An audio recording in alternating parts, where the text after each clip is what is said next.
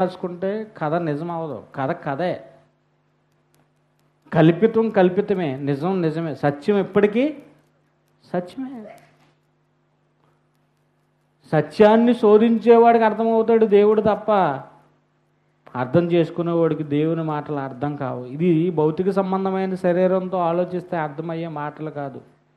ఆధ్యాత్మికంగా యేసు దేవుడికి సమానత్వం లేదంటున్నాడు ఒక అతను, లలిత్ అంట. దేవుడికి సమానత్వం ఉంటే ఎందుకంటే జీవులను చంపాలని అంటాడు. సమానత్వం గురించి మాట్లాడుతున్నావా? అసలు మనుషుల్లో సమానత్వం అన్న నువ్వు ఎప్పుడైనా పాటించావా? ఈ భారతదేశంలో పుట్టిన ఈ భరతఖండంలో నువ్వు అంటున్నవి జంబు ద్వీపం అని.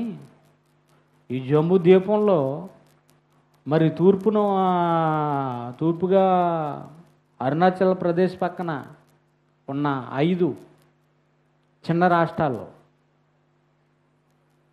ఒకటైన ఏ రాష్ట్రం మన క్రైస్తవులను చంపేశారు?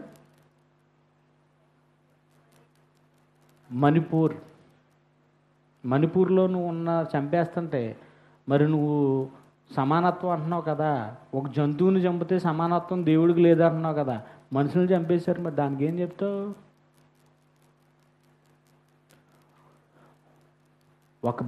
ఒక బర్రె నీకోసం, ఒక కోడి నీకోసం, ఒక ప్రతి దాంట్లోనూ జీవం ఉందండి. మనిషి రొట్టె వలన కాదు కానీ దేవుని నుండి వచ్చి ప్రతి మాట వలన జీవించును. ఆయన మాటలో ఏముంది? జీవం ఉంది. నేను చెప్పు మాటలు ఆత్మయు జీవమునై ఉన్నవి. నేను చెప్పు మాటలు ఆత్మ జీవము, జీవాత్మ కలిగినవి. మనిషి దేవుని నుండి వచ్చిన ఆత్మ, పరమాత్మ నుండి విభజించబడిన జీవాత్మ.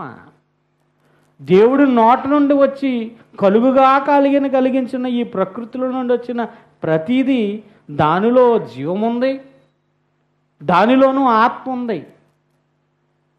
భౌతిక సృష్టిని చేసింది ఎవరు? యేసుక్రీస్తు వారు.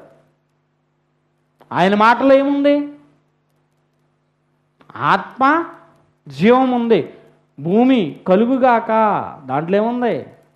ఈ సృష్టి భౌతికమైన సృష్టి, భూమి పుట్టించునుగాక, ఈ మొక్కలన్నీ కలగాలి.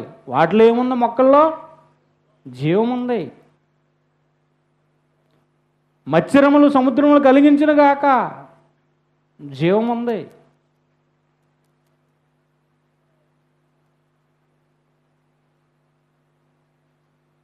ప్రతిదీ చేసినప్పుడు అన్నిటిలోనూ కూడా జీవం ఉంది.